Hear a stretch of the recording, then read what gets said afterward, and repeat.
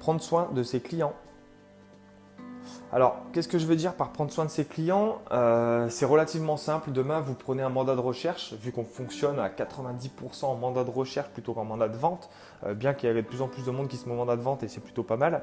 Demain, vous avez un client, il est hyper important de ne pas le laisser sans nouvelles. Même si vous n'y trouvez rien, il est important d'être complètement transparent avec votre client et éventuellement, si vous n'avez même pas le temps de vous en occuper parce que vous avez déjà beaucoup de monde ou je ne sais pas, vous avez un imprévu ou votre boulot principal vous prend beaucoup plus de temps que prévu et que du coup vous n'avez pas le temps de le gérer, à ce moment-là, plutôt que de le laisser sans nouvelles ou si éventuellement ça vous prend encore du temps de lui donner des nouvelles, l'idéal c'est de le renvoyer vers un autre chasseur.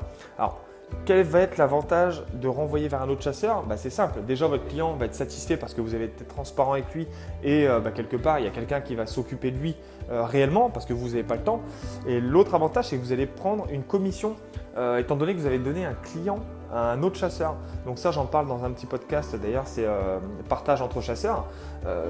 Vous allez quand écouter ce petit podcast, vraiment ça va vous épauler mais encore une fois, votre client sera content. Vous, ça vous libère d'un poids parce que vous n'avez pas le temps pour ce client-là. Vous êtes surbooké en ce moment. Il y a un gros coup de boost. Vous avez par exemple 5 clients. Vous êtes surbooké. C'est vraiment génial de partager ses clients parce que client satisfait, vous êtes soulagé. L'autre chasseur est content parce qu'il a un nouveau client. Et en plus, il y a des partages de commissions qui se font, donc c'est hyper intéressant dans tous les sens. Et l'entreprise, on se fait une réputation de sérieux. Alors que là, j'ai fait ce podcast en pensant à certains clients qui m'ont recontacté, qui m'ont dit écoute, j'ai pas de nouvelles de ton chasseur, comment ça se fait? Ça fait 3 semaines. Donc voilà, moi ces clients-là, je leur dis écoute, recontacte-le, vois avec lui, moi je suis transparent, je leur dis appelle-le, vois avec lui, et si ça va pas, tu demandes à ce qu'il te renvoie vers un autre chasseur. Donc je leur dis clairement, mais je pense qu'il faudrait que ça vienne de la société des chasseurs C2R directement de se dire voilà, j'ai pas le temps, j'ai déjà 5 clients, j'arrête clairement.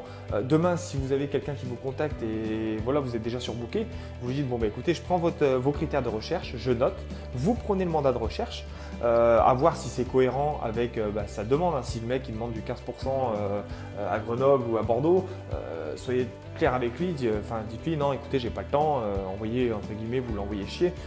Gentiment, ou vous lui expliquez vraiment que du 15% c'est pas possible, vous lui faites montrer que vous connaissez votre secteur et vous le renvoyez vers quelqu'un qui peut éventuellement lui trouver de la rentabilité, mais plus dans des villages parce que du 15% généralement c'est au fin fond de la Creuse, j'exagère mais c'est vraiment dans des secteurs hyper reculés ou alors c'est dans éventuellement de la location saisonnière ou éventuellement de la colocation, bref, vous pouvez aiguiller votre client là-dessus et renvoyer vers un chasseur et ne pas vous embêter du coup avec ce client, mais étant donné que vous avez pris ce mandat de recherche, vous allez toucher une commission en tant qu'entre guillemets apporteur de clients, apporteur d'affaires envers un autre chasseur.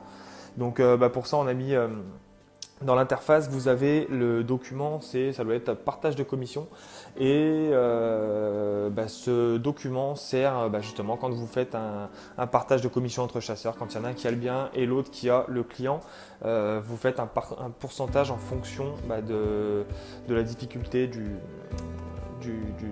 la demande du client, mais ça j'en parle un petit peu plus précisément dans le podcast partage entre chasseurs. Donc je vous invite vraiment fortement à l'écouter, surtout qu'il ne dure pas très longtemps et je pense que ça va vous donner des idées et vous vous rendrez compte que vraiment bichonner son client, encore une fois c'est pas le bichonner vous-même mais le faire bichonner par un autre peut vous rapporter de l'argent, donc ça peut être très judicieux de le faire. Voilà, j'espère que ce petit podcast vous aura plu. Si vous avez des questions, n'hésitez pas à me contacter ou à mettre les questions directement sur le groupe de chasseurs et puis on se fera un plaisir de vous y répondre. Je vous souhaite à tous une bonne journée. Salut!